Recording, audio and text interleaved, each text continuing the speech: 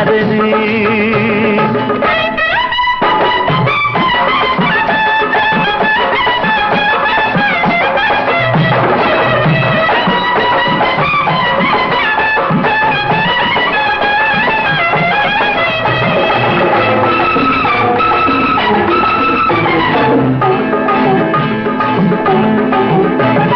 ஓம் முருகா என்று சொல்லி உச்சரிக்கும் சாமிகளே ருத்ராட்ச பூனைகளாய் வாழுறீங்க.